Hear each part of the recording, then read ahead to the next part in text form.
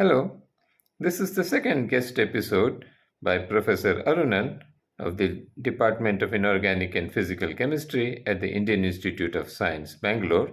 Professor Arunan did his master's in chemistry from the Indian Institute of Technology, Madras, his MTech from the Indian Institute of Technology, Delhi, and his PhD in physical chemistry from Kansas State University in Manhattan, Kansas, on the applications of infrared chemiluminescence in chemical reaction dynamics, and his postdoc on microwave spectroscopy from the University of Illinois at Urbana-Champaign.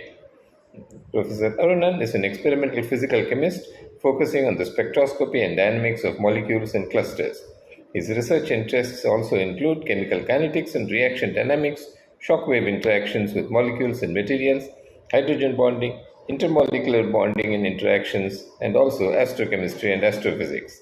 The main experimental tools he uses to understand intermolecular interactions are supersonic expansion to cool molecules to low temperatures, enabling the formation of weakly bound complexes, which are then probed by microwave spectroscopy.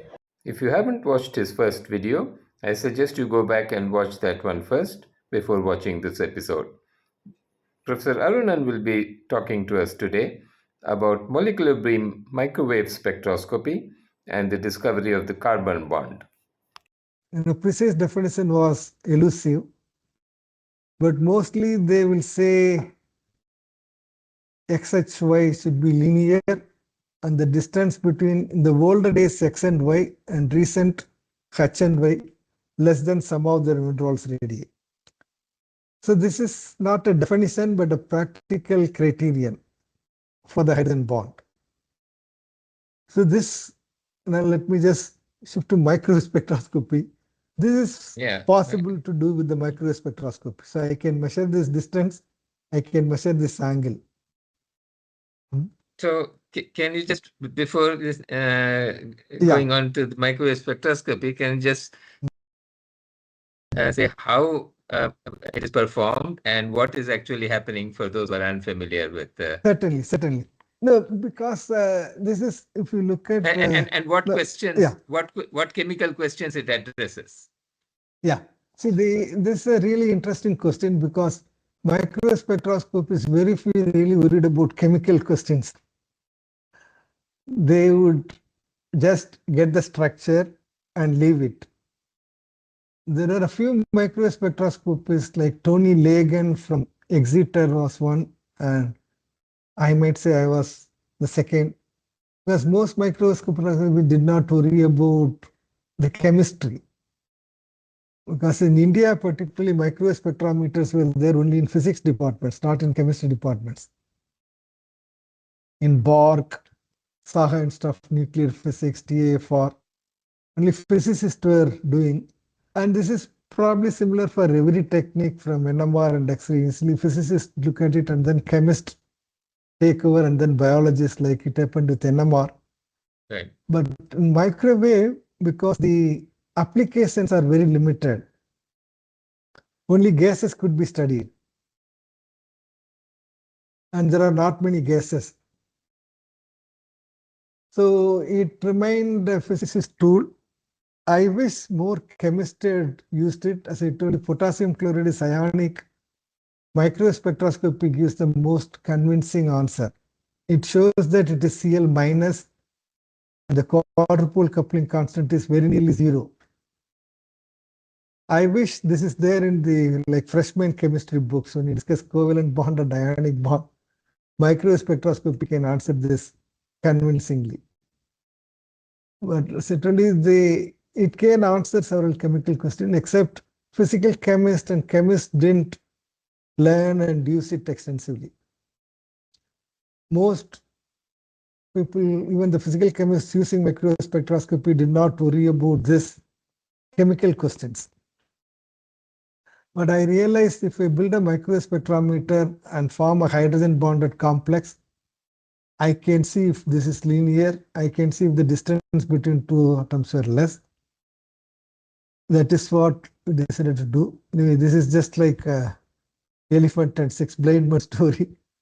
People are looking at hydrogen bond different way, and they will say it should be linear, van der Waals distance, dipole, covalency, redshift, electronegativity, and so on. This is a brief introduction to microwave spectroscopy. So unfortunately, microwave spectroscopy looks at the angular momentum, which is again a difficult thing for most students to understand. But linear momentum, linear velocity, we know, but there's a simple correlation between the two, which makes it, even if you don't understand, it's easier to. In linear motion, we look at the distance between two atoms or two particles. In angular momentum, we look at the angle and see how it varies. So the velocity is dx by dt, angular velocity is d theta by dt.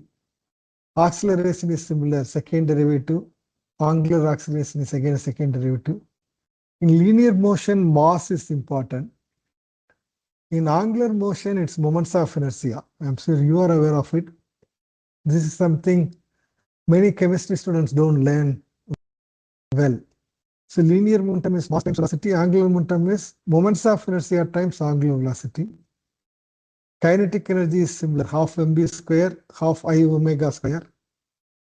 The only problem with this part is that mass is the same whether you move in x, y, or z direction.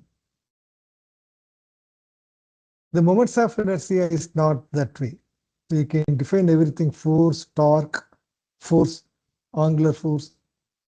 Replace mass by moments of inertia, you have solved the problem. Only problem is that mass is the same. So for example, I don't have it here. Even if I write this as Vx square plus Vy square plus Vz square as the velocity with three components in the Cartesian coordinate, mass will be the same. So I can write this as half m into Vx square plus Vy square plus Vz square. I can write half mv square as the energy component in x, half mv square as the y, half mvz square. But in rotation, I cannot do that because the moments of inertia by definition is the mass times distance square. For diatomic molecules, it's mu r square. Mu is the reduced mass. For a polyatomic molecule having XYZ coordinate, the moments of inertia about x-axis would be sum over all atoms multiplied by the distance from the x-axis square. It's basically x square, square root of x square, it's y square plus z square. Y would be distance from the y-axis, z would be distance from the x-axis. Of course, there are cross products. So you have a moments of inertia tensor. And you can diagonalize this and then get the three principal components of moments of inertia.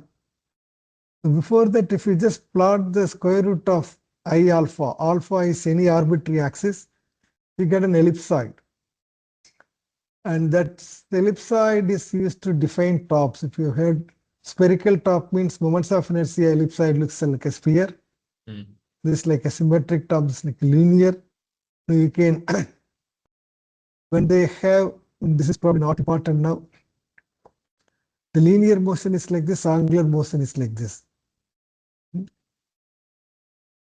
Classical mechanics of rotational motion is slightly mysterious because this is, all of us know, there is a book on angular momentum. The first sentence says it's confusing. Basically, this moments of inertia, you can deconvolute them. If you just plot this I alpha about all alpha axis, you get this moments of inertia ellipsoid. What we have plotted here is each point in this ellipsoid is 1 over square root of I alpha. You see it's an ellipsoid. And if you know symmetry, you can say this ellipsoid has D2D symmetry. It doesn't matter what symmetry molecule has. Molecule could be asymmetric, it could be planar, it could be linear. But all of them, when you plot the moments of inertia, they have this ellipsoid. Now, if all three axes have identical moments of inertia, you diagonalize it to get a principal axis. Those are the ABC. If you choose any other arbitrary axis system, which are all orthogonal to each other, but not principal axis, then you would have the cross term and you can derive the moments of inertia. Once you derive this about any arbitrary axis, you diagonalize it, you get this ABC axis.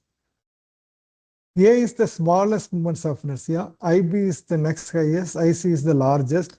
Here we are plotting 1 over I. So A would be the longest axis, B would be the second longest, and C is the third. And when you look at the kinetic energy, it is P square by 2I. When we write it as A, B, and C, it is PA square by 2AA, PB square by 2AB, PC square by 2AC. Remember, in kinetic energy for linear motion, it's P square by 2M. We could write Px square plus Py square plus Pz square by 2M. But in rotation, we can't do that unless all three happen to be identical. If they are identical, then we call it a spherical top because this will be a sphere. Now, if them are identical, we can see either this or this would be a circle rather than an ellipse. Only two of them are identical.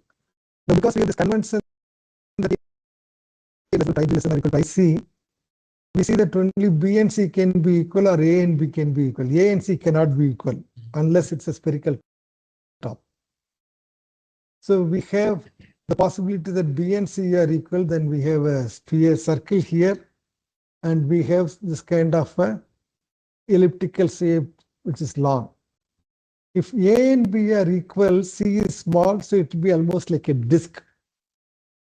So we call them like prolate and oblate, symmetric top. If all of them are equal, it's spherical top. Anyone who has studied hydrogen atom will know about the L and ML, orbital angular momentum and projection on the z-axis is ML. So all these tops have angular momentum, and if it's an asymmetric top, it can have angular momentum about A, B, and C axis or X, Y, and Z axis. Total angular momentum will be the same. For all of them, projection on the Z axis, if we can define one, for example, if you put a star electric field or magnetic field and look at the projection of angular momentum, that would be mz or mj. This is a good quantum number for all rotational motion. But it turns out because of this symmetry, molecules which are symmetric top or spherical top can also have a projection on the molecular axis, which is a constant. So normally, if we define a field, then the projection on the space fixed z-axis is a constant. That is true for all molecules. But molecules which are symmetric top or spherical top, projection on the molecule is also a constant, and that's what we call as K. It's similar to M, but this is a projection on the molecule fixed axis, and this is very important. For symmetric tops, the K is a good quantum number. For asymmetric top, it's not a good quantum number because it's not a constant. Now, when we do this, for example, if I take the microwave spectrum of any molecule and get IA, IB, and IC. Let's say I've taken the microwave spectrum of methyl chloride, which is a dipole moment because it's needed to get the microwave spectrum, and get IA, IB, and IC. I know chlorine has two isotopes, 35 and 37. I measure the microwave spectrum of chlorine 35 and 37. So I have two sets of moments of IA, IB, IC. Now, if I want to find out the distance of chlorine atom from the center of mass of methyl chloride, I take the 6 moments of inertia and use this relation. Mu is the reduced mass for the substitution. I can get the distance from the center of mass in methyl chloride. Now, if I do carbon 13 and carbon 12, I can get the distance of carbon from the center of mass. If I do so that deuterium, should bring mu is the reduced mass, right? Exactly. Mu is the reduced mass for substitution. Isotopic substitution. Yeah, not Ma, Mb by Ma plus Mb. Okay. But for the two isotopes. Oh, okay. This is, you can derive it from these relations we have. Yeah. So in microwave spectroscopy, you get the microwave spectrum for as many isotopes as you can. Okay. With the assumption that when you substitute an atom, the geometry doesn't change. Okay. Which is reasonable. Yes, you're just substituting with its isotope. Yeah. This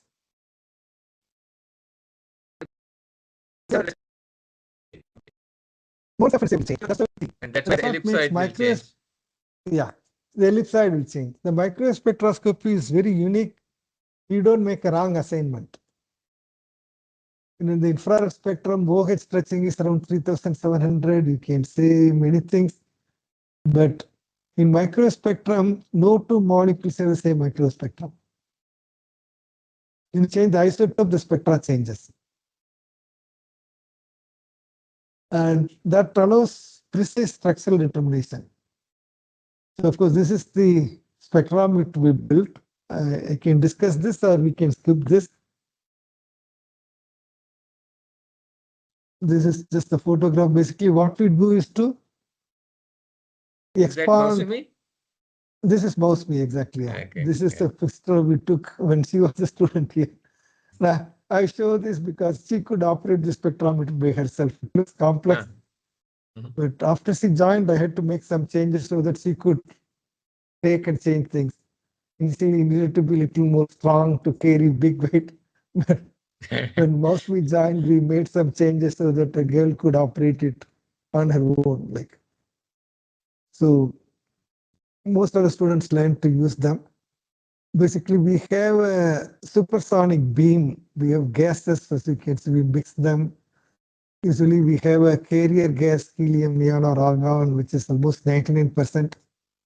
And we put 0.5% of two molecules we want to study. For example, if we want to study benzene and water, we'll keep this benzene and water in this small bulbs, and we flow argon through it. It carries enough vapor pressure. And if there are just gases like H2S, we have a gas cylinder here connected to this. And we have a pulse nozzle, which is like basically fuel injector in the cars. It has a small poppet closing a hole, and you apply electric discharge, it lifts them, and the hole is open now. Behind this poppet is about 1 or 2 atmosphere pressure. We can measure them here. And we open the nozzle, the gases enter this chamber. There's a big diffusion pump behind this white board. So it pumps it down to 10 power minus 6 millibar. So almost like 10 power minus 9 atmosphere. Now when the nozzle opens, the gases rush into this cavity. They basically expand into the cavity. I'm sure all the students do study Joule Thomson effect. When you expand a high pressure gas into vacuum, it liquefies. But here to liquefy, we need high density. In our experiment, we have very low density. It's a very rare medium. For example, one question I always ask is, how many molecules of water are needed to make 1 drop of water? So this is anyone with chemistry degree can calculate, even high school can calculate. Basically, you need to know the pressure and how many molecules are there in 1 mole. 18 grams of water is 1 mole, and 1 mole with ideal gas law is like 22.4 liter. And 1 gram is 1 cc for water because density is 1. To form 1 cc, you need roughly 20 drops. If you have a pipette or burette or even ink filler, so that depends on the pore size, but roughly 20 drops. So 20 drops make 1 cc, 18 cc makes Avogadro number. So if you do the calculation, 1 drop, you need like 10 power 21 molecules. But we would have only about 10 power 10 water molecules inside the cavity when we expand. So they can't form liquid or solid water, but they will get cooled. In fact, they will cool down to 2-3 Kelvin because of this expansion. When they are cooled to this low temperature, they can bind together. For example, I can form water dimer, only 2 water molecules bound, not like ice. Not only that, I can even form argon neon diatomic molecule or argon 2. If I form argon-2, I won't be able to detect it because microwave spectroscopy needs permanent dipole moment. But anytime we form a molecular cluster, dimer, trimer, which has a dipole moment, we can get the microspectrum. So we use this spectrometer, for example, to study water dimer and also H2S dimer. And we see that the structures are very similar. How do we do that? Of course, the detail is that we expand it, we form this complexes, and we send a microwave pulse, and it can polarize the sample. It's almost like the electronic detail is very much like NMR spectroscopy.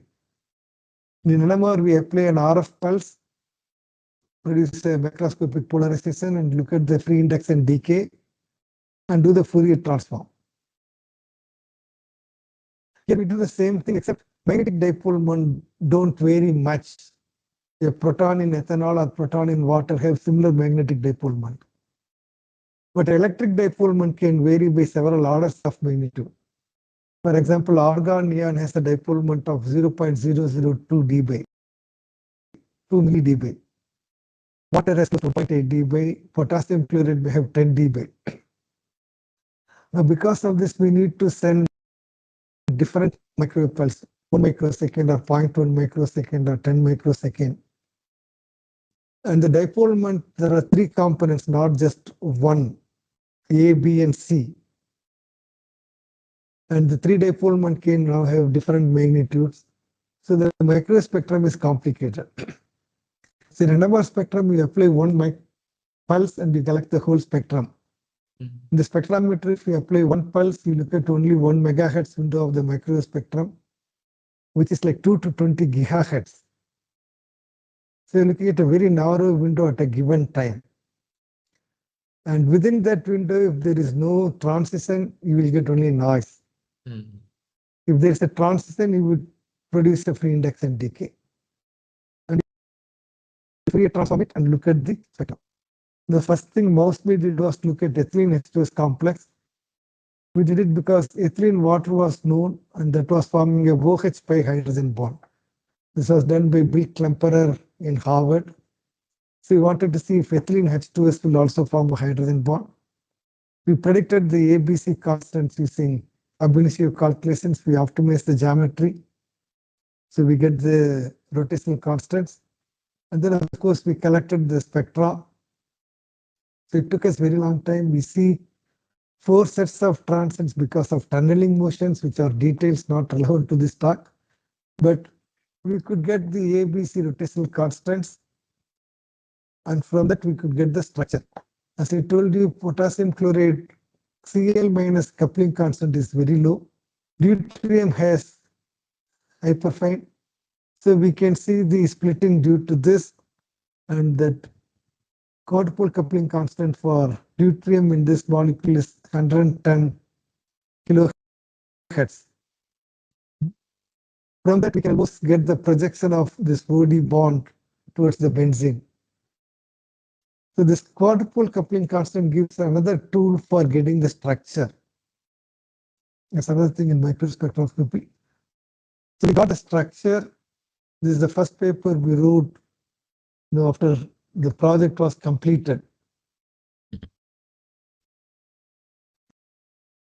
We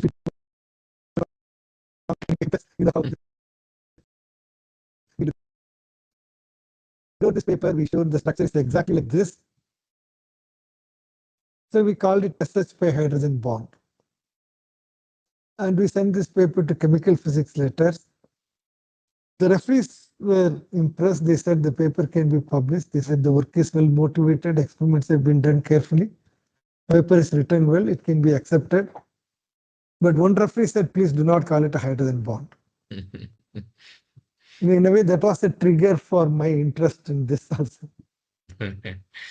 At that time, I was not in the mood to argue with the referee. The paper was already accepted. So we changed the title and put bridging hydrogen bonding and van der Waals interaction. Because H2S was supposed to have van der Waals interaction. Water is supposed to have hydrogen bond. So that's why we published the paper, Bridging Hydrogen Bonding and Van der Waals Interaction. The very next year, I think I have this paper. You may know David Sherrill. He's a popular theoretician from Georgia. I had looked at benzene H2S as a postdoc with Gutowski. We published the paper. He's published this paper in JPC. Look at the title, Estimates of the ab initio limit for sulfur pi interaction. And then she says H2S benzene dimer. We showed that the structure is like this. We wanted to call it SH pi hydrogen bond. And David shared this paper we published in 2002. Ethylene H2S was published in 2004. Writes this paper. He calls it sulfur pi interaction. Now read this final line here. Energy decomposition analysis indicates that the attraction is largely arising from a favorable electrostatic interaction between the partially positive hydrogen and H2S with a negatively charged pi cloud. If we had read any definition of hydrogen bond, this is what they would write: electrostatic interaction between partially positive hydrogen. And he calls it sulfur pi interaction. He writes in words the definition of hydrogen bond, but calls it sulfur pi interaction because H2S cannot form a hydrogen bond. I found it really silly. Warning said H2S cannot form a hydrogen bond because the data he had showed that it was very different from water. But we don't have to be stuck with that interpretation. I wrote a comment to JPC saying that if I put sulfur on top of benzene, we did some calculation, you get a second or a settle point. Unless you have SH on top of benzene, you don't even get a minimum. Where is sulfur interaction here? The is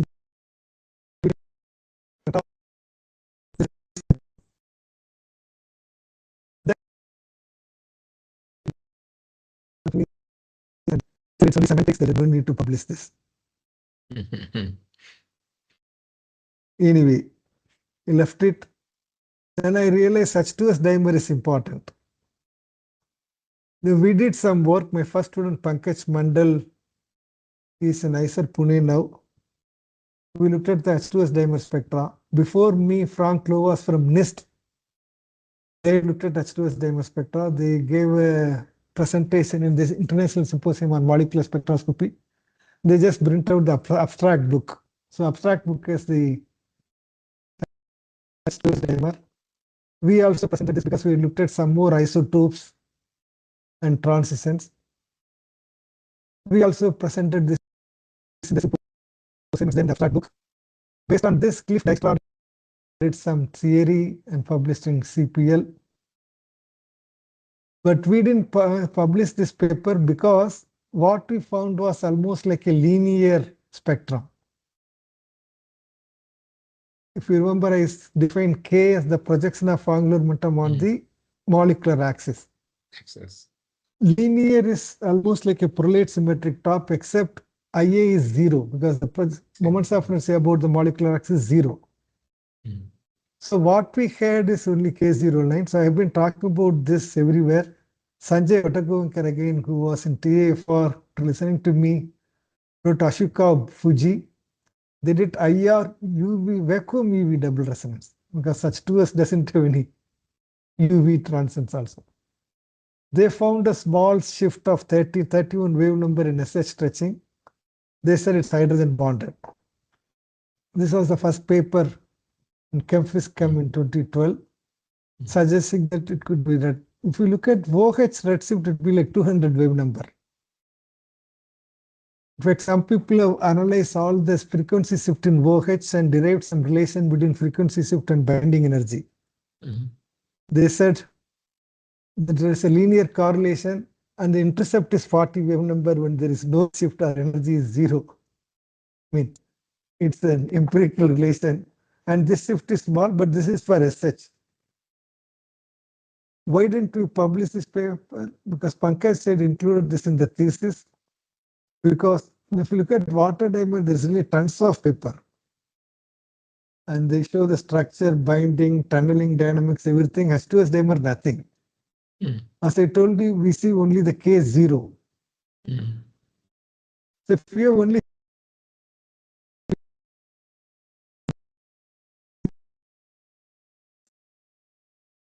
look at the Abelian structure and constants, you get A, B, and C. This will be different. So it's basically like again the solid state. Two oranges. They're touching.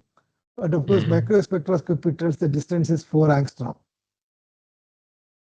So it is almost like solid structure. But then you're surprised. There is one difference though. If it's like two sphere like this, it will not have a dipole moment. So I thought the structure could be. So I don't know if I have that slide here. Oh gosh, I don't have it. I mean, the structure could be dipole-dipole interaction. I hope you can see my hand. To H2 is oriented like this. So there is a dipole moment. But these two H2s are spinning. Right. So effectively, they look like a sphere. So it is not like two sphere, but dipole-dipole interaction. But there is free rotation. That would explain the fact that we have a dipole moment and we get a microwave spectrum, but there is no K non-zero transition. So it is not quite like solid structure in which there is no orientation. Remember, there are 12 neighbors. So all H2S just irrespective of orientation sticks. Here there is an orientation, but it is like dipole-dipole interaction.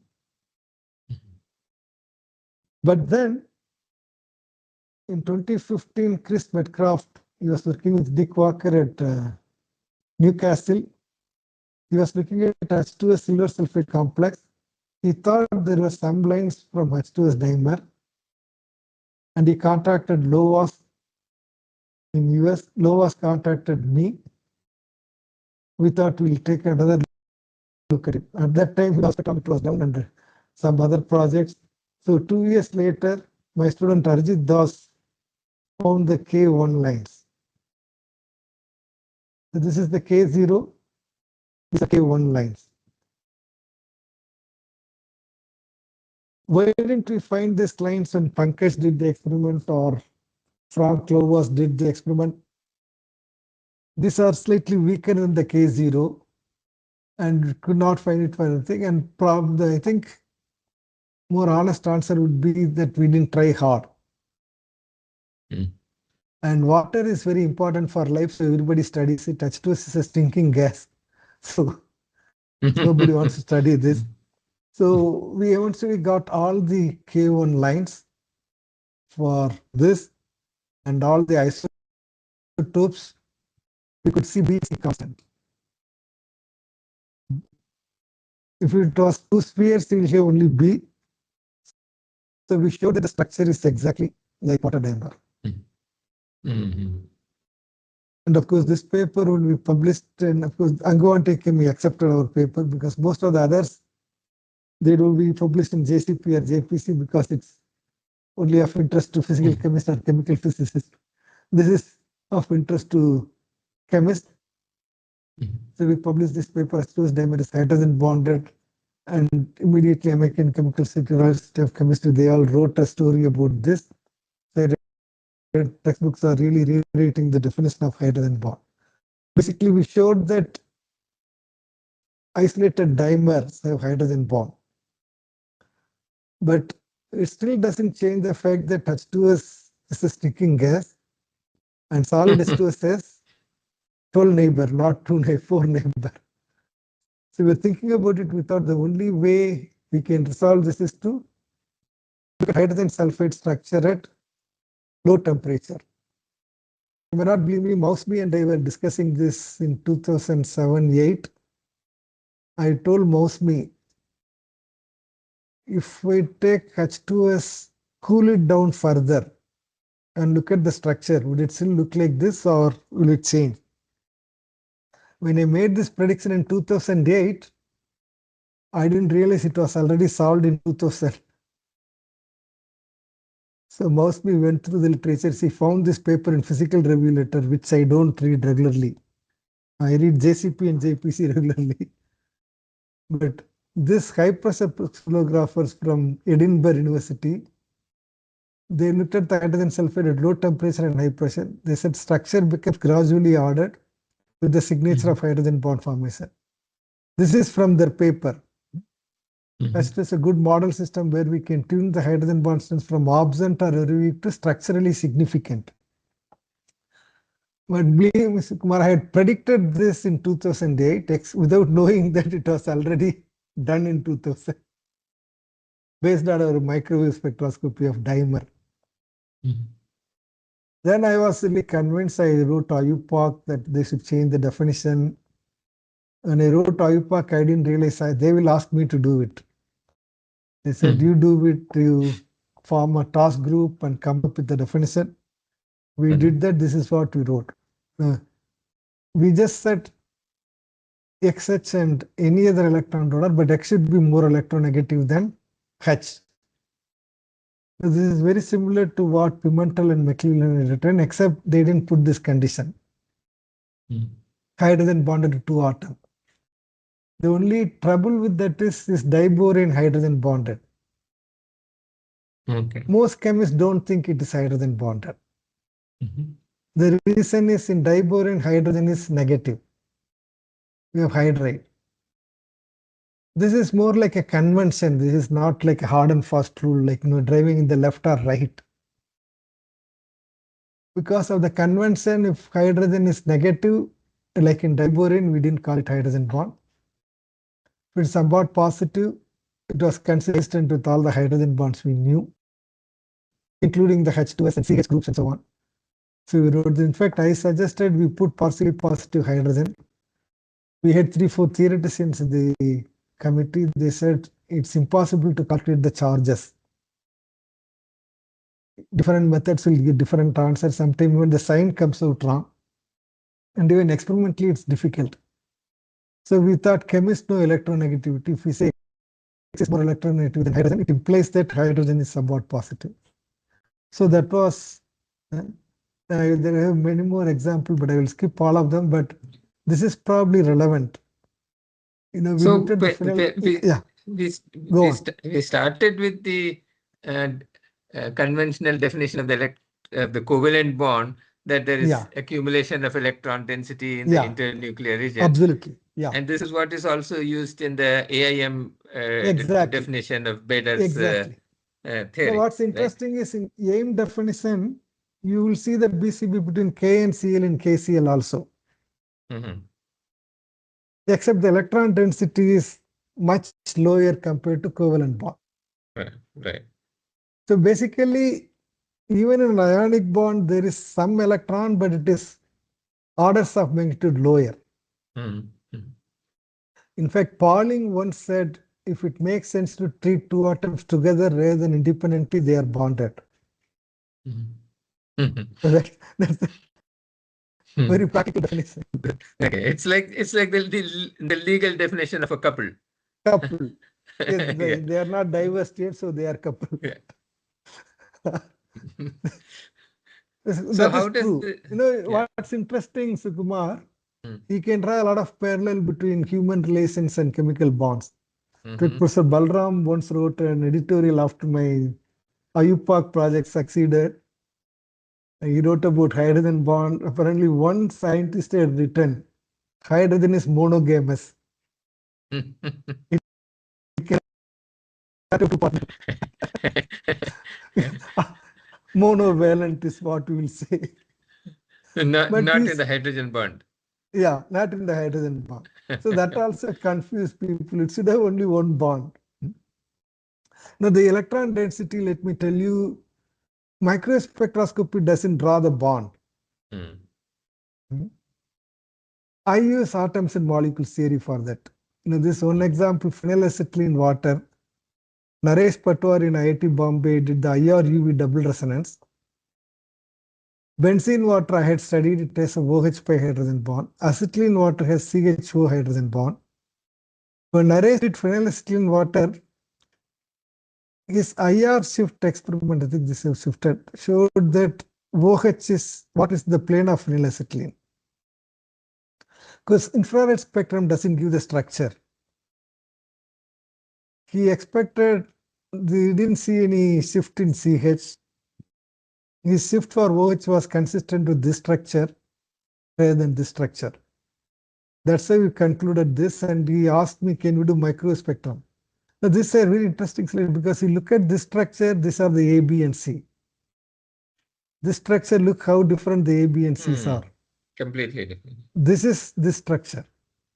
Microspectrum is unique. You cannot misassign structures. Very, very sensitive to the detailed Structure because it depends on the arrangement of atoms. Because it will affect the moments of inertia. So we measured the moments of inertia, and this is the moments of inertia. You can see it's certainly not these two and this. Right. So we wrote a paper, and we realized there's a CH4 bond and OH pi hydrogen bond. So we wrote CH can form a strong hydrogen bond as OH. Again, referee was objecting to that.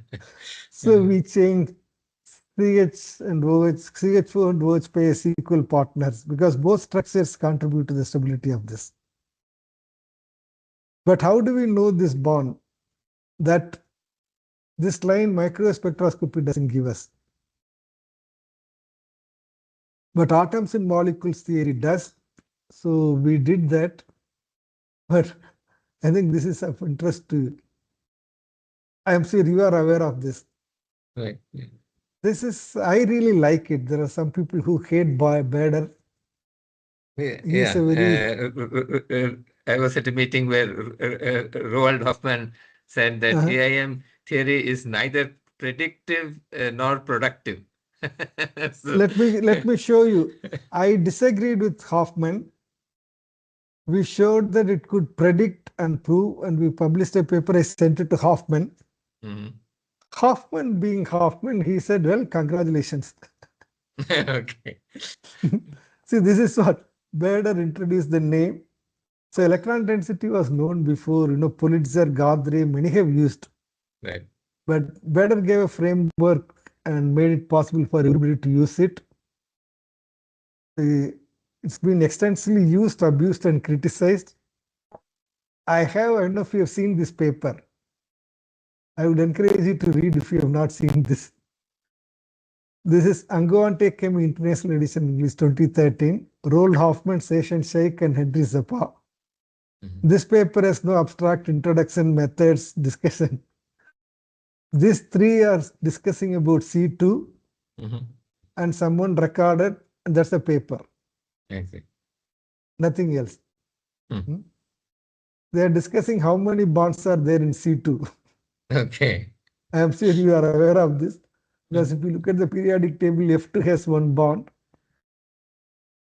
Left to fluorine is oxygen, O2 has two bonds. Right. Left to oxygen, the periodic table is nitrogen, N2 has three bonds.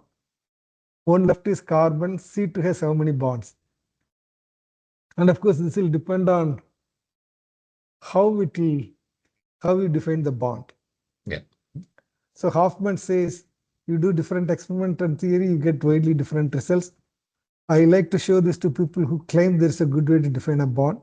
And of course, they will tell me that I should use atoms and molecules analysis. Session Sheikh knows electron density, but he didn't know this better theory. So he says better you define that. And Henry Zappa chips in, he says quantum theory of atoms in molecules, because there's a typo in the paper, because this copy paste from the paper. A method based on the topology of electron density, and it has its uses. And Roald Hoffman quotes the same thing. I was saying that tongue-in-cheek, Henry, I'm not a great fan of this. Out of the hundreds of papers that crowd the literature, I am yet to see one that makes a chemical prediction or suggests an experiment. I made a chemical prediction, suggested an experiment, and it worked. I sent the paper to Hoffman. Hoffman congratulated. I think that's as good a time as I need to stop for today, and we will continue next time with Professor Arunan. Thank you, Professor Arunan.